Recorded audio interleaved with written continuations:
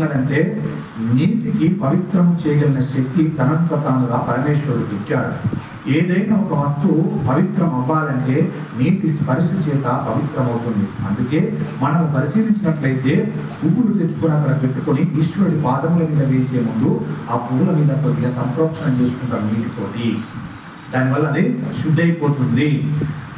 ఎందుకు చేత అంటే ఆ పువ్వులను కోసి తీసుకువచ్చేటప్పుడు వాటికి ఎంగిలి గాలి తగిలి ఉండవచ్చు. తెలియక ఎవరైనా కింద పడిన పువ్వును పూజా పాత్రలో పెట్టి ఉండవచ్చు అని ఆ పువ్వుల మీద కొద్దిగా నీళ్లు చిలుపుతారు. దానికి మంత్రము ఉండదు. నీళ్ళని చిలికేటప్పుడు మంత్రం కూడా చెప్పాల్సిన అవసరం లేదంటున్నారు. నీళ్లు పరమ పవిత్రమైనటువంటివి.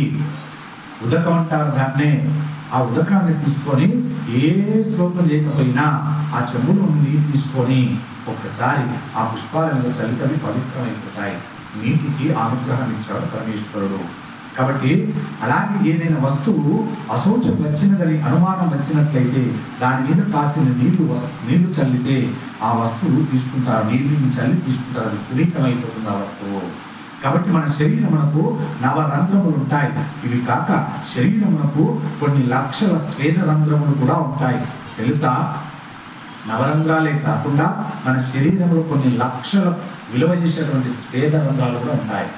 ఎలా తెలుస్తుంది అంటే మనకు చెమట రూపేణ వస్తుంటుంది, నీరు వస్తుంటుంది. అంటే మనలో మన శరీరం అంతా కూడా రంధ్రములతో కూడుకున్నదిగా ఉంది. ఇందులోంచి వచ్చే చెమటే అందుకు కారణం. కాబట్టి నీవు శరీరమునకు కొన్ని లక్షల స్వేద సముద్రములు ఉన్నాయి. వీటిలోంచి ఇప్పుడు మలము విసర్జించబడుతుంటుంది. మలం అంటే చెమట. ఇది మలము ఇంటికి చెప్తారు. దేహము చెమట రూపంటే లోపల ఉన్న దుర్గంధాన్ని ఆ రంధ్రాల నుండి బయట తీసుకొస్తుంది.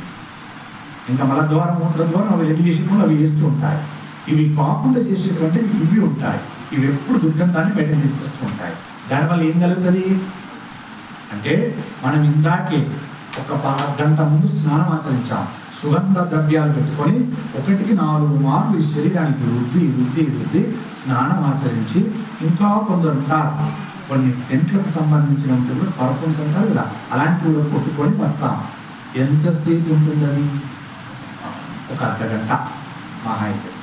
అర్ధగంట గాలి వీచలేదు అనుకోండి, దుర్గంధం మన శరీరం వచ్చి బయటకు వచ్చేస్తుంది. ఏ రూపాయలు వచ్చేస్తుంది? ఈ యొక్క లక్షల విలువ చేసే స్వేదరంధ్రములను వచ్చేస్తుంది. ఏ రూపాయన? చెమట రూపాయన వచ్చేస్తుంది. చెమట రూపాయన వచ్చింది అంటే మన శరీరం ఏమవుతుంది? దుర్గంధం అయిపోతుంది. ఇది నిజమే, అందరికీ తెలిసిన విషయం. ఇది ఏదో చెప్పకూడని విషయం కాదు. కాబట్టి ఆ రకంగా శరీరం ఏమైపోతుంది అంటే మలినమైపోతుంది అని అర్థం. ఎందుకు మలినమైంది? ఇవి విసర్జించుతూ ఉంటాయి. ఎప్పుడు కూడా లోపల ఉన్నదాన్ని బయటకు విసర్జించుతూనే ఉంటుంది. కాబట్టి ఆ శరీరంలో కొన్ని లక్ష స్వేద రంధ్రంలో ఉంటాయి. వీటిలోంచి ఎప్పుడు మలము విసర్జించబడుతూనే ఉంటుంది. మలం అనగానే మళ్ళీ ఆ మలం అనుకోకండి. మల ద్వారంలో వచ్చే మలం కాదండి. శరీరం నుండి చెమట రూపాయలు వచ్చేటువంటి మలం, దాన్ని కూడా మలమే అంటారు. అందుకని మనము శరీరం ఎక్కువ మలం విసర్జిస్తుంది. నిద్రపోయి లేచినప్పుడు మలము ఏర్పడుతుంది. మీరు చూడండి, అలసిపోతారు, అలసిపోయి పడుకుంటారు. లేచి ఒక్కసారి మీ శరీరం, మన శరీరాన్ని చూసుకుని, మీ అనకూడదు, నేను కూడా పని కాబట్టి మన శరీరాన్ని ఒకసారి చూసుకున్నాం అనుకోండి, ఏమవుతుంది? దుర్గంధమైన వాసన వస్తుంది. అంటే పడుకొని లేవగానే పెద్దలు ఏం చెప్పారు? వెంటనే వెళ్ళి స్నానం ఆచరించు అని చెప్పారు. స్నానం ఆచరించకుండా ఉండకూడదు అని చెప్పారు. కాబట్టి నీవు నిద్రపోయి లేచినప్పుడు మలం ఏర్పడుతుంది నీ శరీరం పైన. కాబట్టి దేవాలయ ప్రవేశము కానీ పూజామందిర ప్రవేశము కానీ చేయకూడదు. అందుకని స్నానము చేసి వెళ్ళాలి. స్నానం అంటే శరీరం మీద నీళ్లు పోసుకోవడము. అలా నీరు పోసుకోవడం వలన ఆ నీటితో శుద్ధి ఏర్పడుతుంది. ఇప్పుడంటే సబ్బులు వచ్చాయి, ఇప్పుడంటే సుగంధ ద్రవ్యాలు వచ్చాయి. మన తాతల కాలంలో సబ్బులు ఉన్నాయా? ఏమీ లేవు. కానీ ఎప్పుడు వారు నీళ్లు పోసేవారు శరీరం మీద. పోయడం వల్ల ఆ దుర్గంధం అనేది పోయేది. 2, ఆ నీటికి ఎక్కువగా శక్తి ఉంది. ఈ నీటికి శక్తి తక్కువైపోయింది. ఎందుకో తెలుసా? మనం విసర్జించే పాపపు పనుల వల్ల, మనము చేసేటువంటి పాప పనుల వల్ల భూగర్భంలో ఉన్నటువంటి నీరంతా కలుషితమైపోతుంది. అవే నీరు మళ్ళీ బయటకు వస్తున్నాయి. అంత తేజవంతంగా లేదు. అందుకే ఈ సుగంధద్రవ్యమైన సబ్బులు వాడుతున్నాం మనం. పూర్వకాలంలో లేదు. మళ్ళీ వాళ్ళు రోజుకు 3 పూటలా స్నానం ఆచరించేవాళ్ళు. మరి మనము ఒక్క పూట చేయడం గగనం. కొందరు ఉంటారు ఉదయం లేచిన తర్వాత స్నానం చేయరు, పరమ దరిద్రం వాళ్ళకి. ఎప్పుడో 11-12 గంటలు చేస్తారు. వీళ్ళని లక్ష్మీదేవి శపిస్తుంది. బాబు ఉదయం లేవగానే పిల్లలైనా పెద్దలైనా మీకు పని ఉండని ఉండకపోని, మీరు పూజ చెయ్యకపోని, ఏదన్నా కానీ లేచామా వెంటనే కాలకృత్యాలు తీసుకొని స్నానం చేయాలి. ఇది అలవాటు కాలేదా మనిషికి లక్ష్మి వెళ్ళిపోతుంది. నేను అనుకోవచ్చు, అయ్యా లక్ష్మి వెళ్ళిపోతుంది అంటున్నారు కదా, నా దగ్గర బోడేలంత డబ్బు ఉంది, బంగారం ఉంది, మంచి ఐశ్వర్యం ఉంది, ఎక్కడ వెళ్ళిపోయింది అయ్యా, నేనైతే ఎక్కువ చేస్తా స్నానం, నువ్వు చెప్పే తప్పయ్యా అంటారు. లక్ష్మి అంటే మీరు ఒక్క డబ్బే అనుకోకండి. లక్ష్మి దేంట్లో ఉంటుంది? నీ ఆరోగ్యంలో కూడా ఉంటుంది. నీ ఆరోగ్యాన్ని కూడా లక్ష్మి అంటారు. చూసుకో ఒకసారి నీ ఆరోగ్యంగా ఉందో. నీ దేహంలో ఉన్నటువంటి ఒక్కొక్క అవయానికి ఒక్కొక్క రోగం ఉంటుంది. కండకు సంబంధించిన రోగం ఉండొచ్చు, నాలుగుకు సంబంధించి ఉండొచ్చు, పెదవులకు సంబంధించి ఉండొచ్చు, తలకు సంబంధించి, ఏదికి సంబంధించి, నీ దేహంలో ఎన్నున్నాయో అన్నిటికి సంబంధించిన రోగాలు లేదంటే దగ్గర లక్ష్మి లేదు అని అర్థం. ఎందుకు లేదు? నువ్వు ఉదయం పూర్వమే స్నానం ఆచరించలేదు కాబట్టి లేదు లక్ష్మి దగ్గర. డబ్బు అది లక్ష్మి కాదు, ఆరోగ్యమే పరమభాగ్యం అన్నారు. ఏదున్నా లేకున్నా, కోట్లు లేకపోయినా ఆరోగ్యంగా ఉన్నవాడే కోటీశ్వరుడు అని చెప్పారు పెద్దలు. అవునా కదా? అలాంటి ఆరోగ్యం నాకు లేదు, కోరుతున్నాయి, ఏం లాభం? నేను లక్ష్మి ఉన్నట్ట లేనట్టు ఎప్పుడు వినట్టు అర్థం. మరి ఆ లక్ష్మి దగ్గర నిలబడాలంటే ఉదయం సూర్యోదయానికి పూర్వమే స్నానం ఆచరించాలి. అని ఉండని లేకపోయి పని ఉన్నప్పుడే చేయకూడదు. దానికి కూడా ఎప్పుడో ఒక్కసారి మనుష్యుడు సూర్యోదయానికి చేస్తున్నాడు కాబట్టి అక్కడక్కడైనా కొద్ది ఆరోగ్యంగా బతుకుతున్నాడు. వాస్తవానికి ప్రతి క్షణం ఈ దేహానికి అనారోగ్యమే. ఇప్పుడున్న దేహాలకు, ఇంకా రాబోయే దేహాలకు ఇంకా దారుణంగా ఉంటుంది పిల్లలకు. ఎందుకు? ఆ పిల్లలు 8 గంటలకు లేస్తలేరు నిద్ర, సూర్యుడు వచ్చిన తర్వాత నిద్ర లేస్తున్నారు. వారు పెరిగిన తర్వాత, వారు యవ్వనంలోకి వచ్చిన తర్వాత ప్రతి క్షణం రోగం ఉంటుంది వాళ్ళ శరీరాల్లో. సంపాదిస్తారు లక్షలు, ఎక్కడ పెడతారంటే ఇంటికి పెడతారు.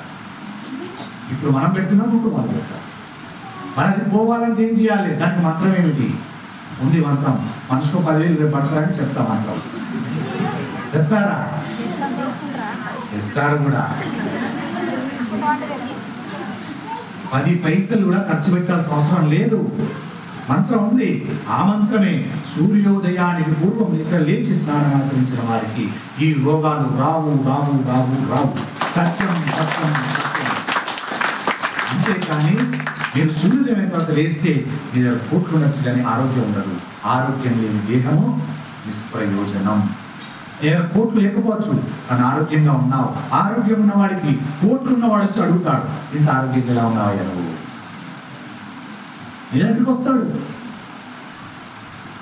నువ్వు అప్పుడు చెప్పవచ్చు ఏమని? సూర్యోదయానికి ముందు లేవయ్యా నీ ఆరోగ్యం బాగుంటుందని చెప్పవచ్చు. ఆయనకి ఎంత వయసు అప్పటికి? 50 సంవత్సరాలు ఉన్నప్పటికీ. ఆ 50 సంవత్సరాలు వచ్చి అడిగితే చెప్పాం మనం, సూర్యోదయానికి ముందు లేవు నీ రోగాలని పోతే అన్నాం. ఆయన ఏం చేశాడు? 1 రోజు చేశాడు, 2 రోజు చేశాడు, 10 రోజులు చేశాడు, 1 నెల రోజులు చేశాడు. దరిద్రం. 1 నెల రోజులు అయితే చేయబట్టి సూర్యోదయానికి ముందు నా రోగాలు తక్కువ అవుతాయి, ఇది తప్పు అని విసర్జిస్తాడు. ఈ ప్రాంతం చాలా మందిలో ఉన్నది. ఇది ఉండకూడదు. నువ్వు 50 సంవత్సరాల నుండి చేస్తున్నావు, అసందర్భమైన స్నానం చేశావు. 1 రోజు చేయవుతుందా? పోదు. అంటే ఏం చేయాలి? 50 సంవత్సరాల 1 రోజు చేయాలి, అప్పుడు పోతుంది రోగం. అంటే ఉదాహరణకు నీకు ఈ జన్మ 80 సంవత్సరాలు ఉన్నది, కానీ 50 సంవత్సరాలు ధర్మ సూక్ష్మాలు అంటే 50 సంవత్సరాలు స్నానం అలా చేశావు. నీ ఆయుష్ 20 సంవత్సరాలే ఉంది. ఆయన చెప్పాడు 30 సంవత్సరాలు చేశావు, మామూలు ఆరోగ్యం ఉంది, 80 సంవత్సరాలు వచ్చింది, పోయావు. ఇంక 20 సంవత్సరాల మళ్ళీ నీతోటే ఉంటుంది. మళ్ళీ ఎప్పుడు వస్తుంది? మరో జన్మ ఎత్తుతావు కదా. నీ పుణ్యం చేసింటే మనుషుడిగా పుట్టచ్చు, మనిషిగా పుట్టిన ఆ రోగం అలానే పుట్టింది. 20 సంవత్సరాల రోగం ఉంటుంది. అలా ఉన్నారు 20 ఏళ్ళు రోగాలతో బ్రతికి మళ్ళీ 50 ఏళ్ళ ఆయుష్ తెచ్చుకున్న వాళ్ళైతే 20 ఏళ్ళకి ఆ రోగాలు పోయి 20 ఏళ్ళ తర్వాత గొప్ప ఆరోగ్యవంతులైన వాళ్ళు ఉన్నారు.